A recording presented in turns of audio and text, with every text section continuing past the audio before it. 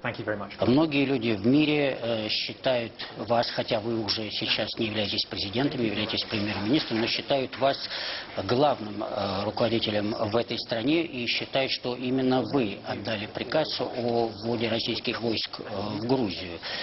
Действительно ли это так? Это, конечно, не так. В соответствии с Конституцией Российской Федерации вопросы внешней политики, обороны полностью находятся в руках президента России. И президент Российской Федерации действовал в рамках своих полномочий. Ваш покорный слуга находился в это время, как известно, на открытии Олимпийских игр в Пекине. Даже имея в виду это обстоятельство, я не мог принять участие в выработке этого решения. Хотя, конечно, президент Медведев знал мое мнение по этому вопросу. И не буду скрывать, здесь нет никакой тайны. Конечно, мы заранее рассматривали все возможные варианты развития событий, в том числе и прямую агрессию со стороны грузинского руководства. Мы должны были заранее подумать о том, как обеспечить безопасность наших миротворцев и граждан Российской Федерации, проживающих постоянно в Южной Осетии. Но, повторю еще раз, принять такое решение мог только президент Российской Федерации, верховный главнокомандующий вооруженными силами, господин Медведев. И это его решение.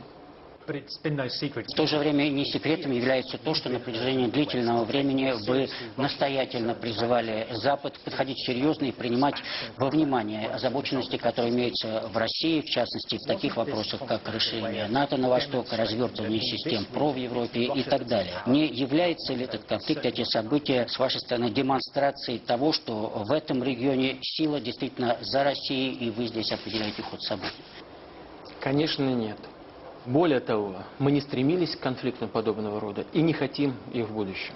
А если этот конфликт произошел, если он тем не менее случился, то это только потому, что к нашим озабоченностям никто не прислушивался. А вообще, Мэтью, я хочу вам сказать следующее. Надо посмотреть на этот конфликт все-таки пошире. Я думаю, что и вам, и нашим сегодня зрителям будет интересно узнать хотя бы хоть немножко о предыстории отношений между народами и этносами в этом регионе мира. Ведь об этом никто ничего не знает.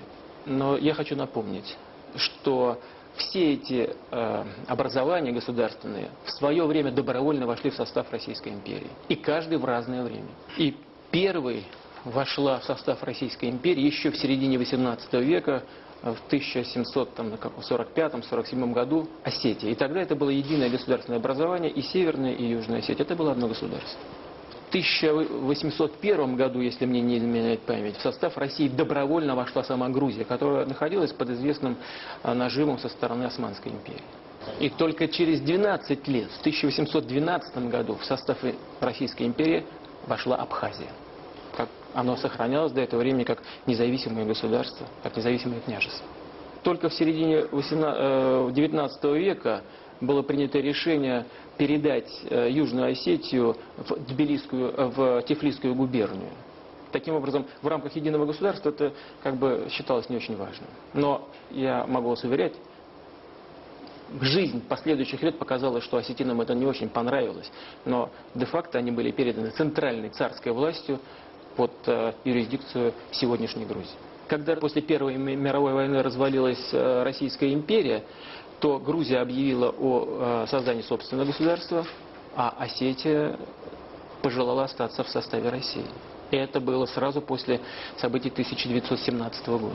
В 1918 году в связи с этим Грузия провела там карательную операцию, очень жестокую. И в 1921 повторила ее еще раз.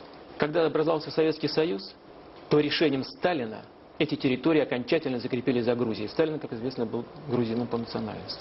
Так что те, кто настаивают на том, чтобы эти территории и дальше принадлежали Грузии, сталинисты, они отстаивают решение Иосифа Виссарионовича Сталина. Но что бы ни происходило сейчас, и чем бы ни руководствовались люди, вовлеченные в конфликт, все, что мы сейчас наблюдаем, это, безусловно, трагедия. Для нас это особая трагедия, потому что за многие годы совместного существования Грузинская культура, а грузинский народ — это народ с древней культурой. Так вот, грузинская культура стала, безусловно, частью многонациональной культуры России. И для нас это имеет даже, знаете, какой-то оттенок гражданской войны. Хотя, конечно, Грузия независимое государство, нет сомнений в этом.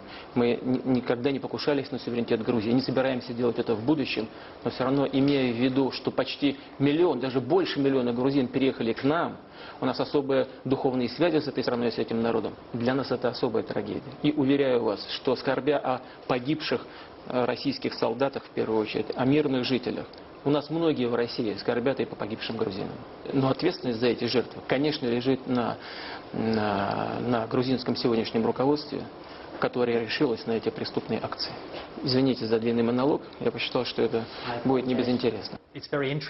Этот вопрос, это истории империалистической России действительно важна и интересна и актуальна, потому что одно из последствий произошедшего конфликта заключается в том, что во многих странах, бывших республиках Советского Союза, сейчас многие задают вопрос о том, что будет дальше. Особенно это актуально для Украины, например, где значительная часть украинского населения является русскими. В Молдове, в Центральной Азии, в Балтийских государствах задают этот вопрос. Можете ли вы гарантировать, что этого никогда не произойдет, такие действия никогда не будут предприняты в отношении других соседей России? Я категорически протестую против формулировки этого вопроса.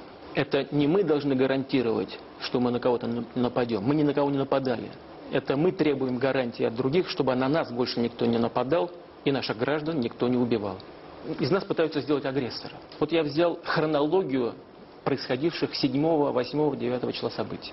7 числа в 14:42 грузинские офицеры, которые находились в смешанном штабе по поддержанию мира, покинули этот штаб, ушли оттуда, а там были и наши военнослужащие, грузинские, осетинские, ушли оттуда под предлогом приказа своего командования. Они оставили место службы и оставили наших военнослужащих там одних. И не вернулись туда больше до начала боевых действий. Через час начался обстрел из тяжелой артиллерии. В 22 часа 35 минут начался массированный огневой удар по городу Цхинвали. В 22:50 началась переброска сухопутных подразделений грузинских вооруженных сил в район боевых действий. А в 23 часа 30 минут господин Курашвили, это командующий, бригадный генерал, командующий миротворческими силами Грузии в этом регионе, объявил о том, что Грузия приняла решение начать войну с Южной Осетией. Они объявили об этом прямо, публично, прямо глядя в телевизионные камеры.